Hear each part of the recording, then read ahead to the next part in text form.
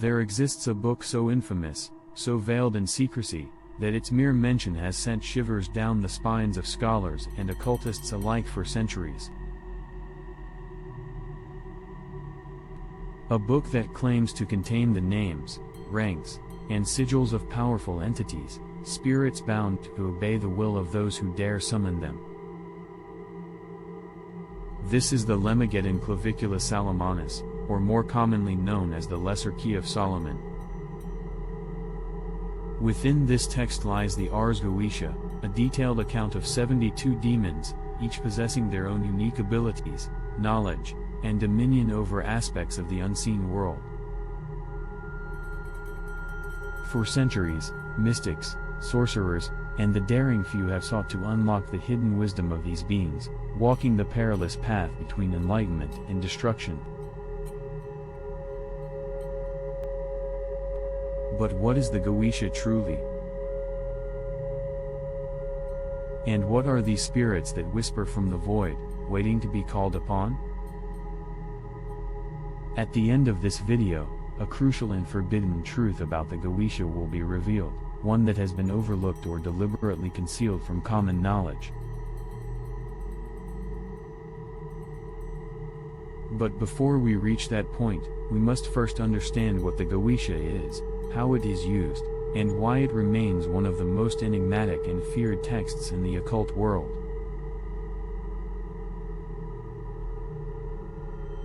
Chapter 1.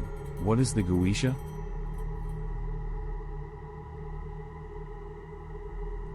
The Ars Goetia is the first book of the Lesser Key of Solomon, an anonymous 17th century grimoire that details the summoning and binding of 72 infernal spirits.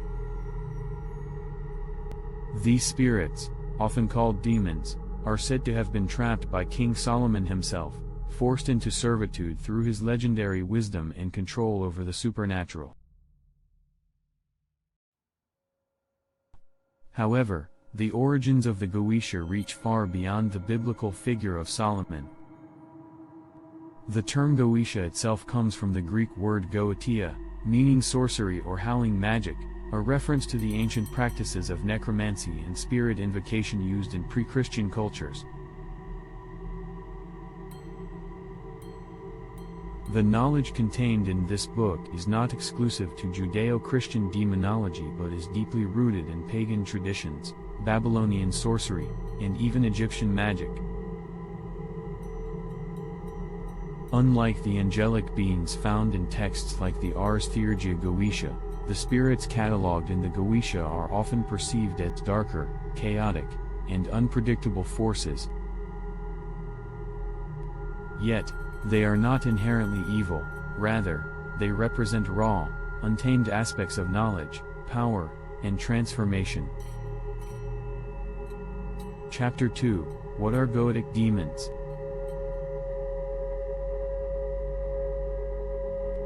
The 72 demons of the Goetia are more than mere entities, they are archetypal forces that represent aspects of the subconscious, hidden knowledge, and the material world.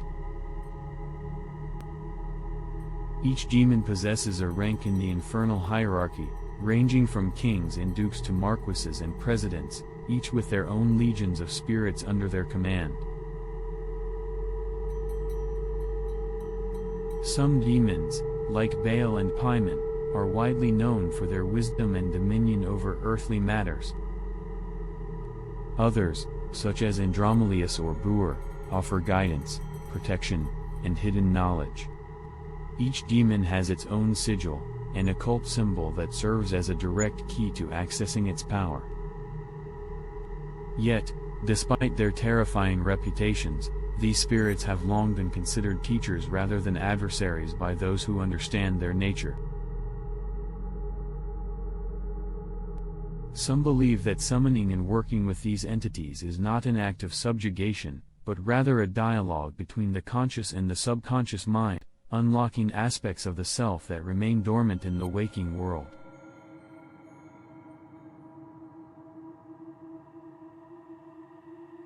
Chapter 3. The Goetic Pathworking, the hidden meaning behind the rituals. The practice of Goetic Magick is not merely about summoning spirits for personal gain, it is an initiatory journey, one that requires discipline, wisdom, and an unshakable mind. The process follows a structured formula. The ritual circle and triangle of manifestation, a sacred space must be prepared, often marked by the Solomonic circle, to act as a barrier of protection. The sigil and incantation, the sigil of the desired spirit is drawn, and evocations are chanted in Latin or Hebrew, invoking the demon's presence. The offering or pact, depending on the system followed, the magician may offer something in return, whether it be a symbolic sacrifice, a candle, or even one's time and dedication. The command and dismissal, the magician must remain in control, never allowing fear to break their focus. Once the entity has conveyed its knowledge, it must be dismissed with authority. However, true Goetic pathworking goes beyond external rituals.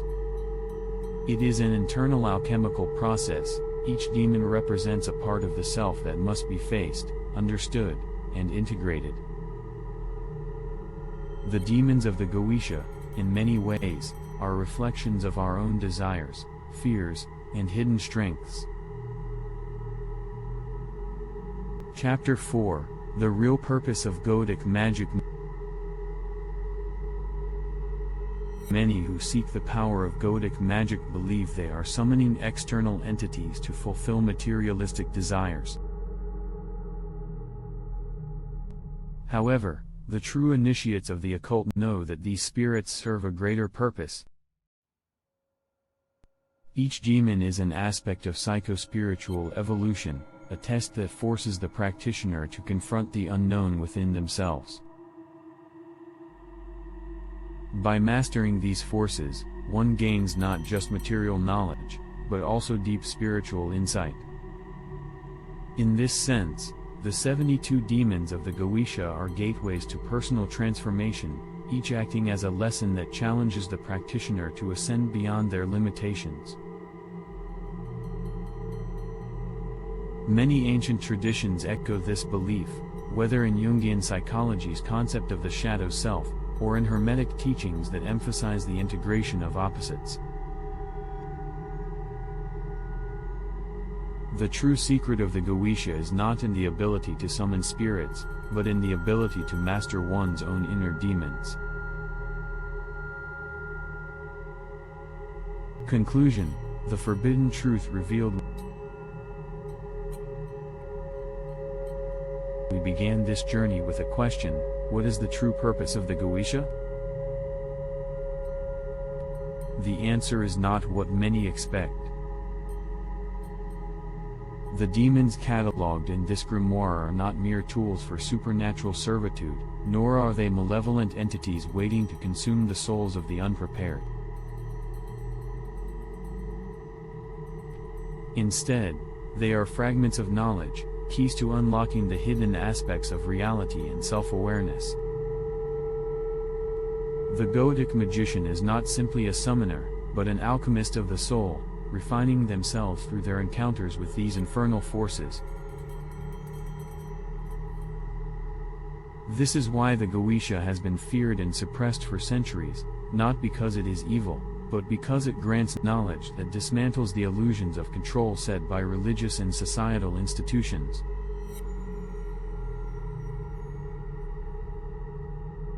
So now, as you stand at the threshold of this forbidden wisdom, you must ask yourself, do you dare to walk this path? Do you seek the knowledge that lies beyond the veil? Because once you open the door, there is no turning back.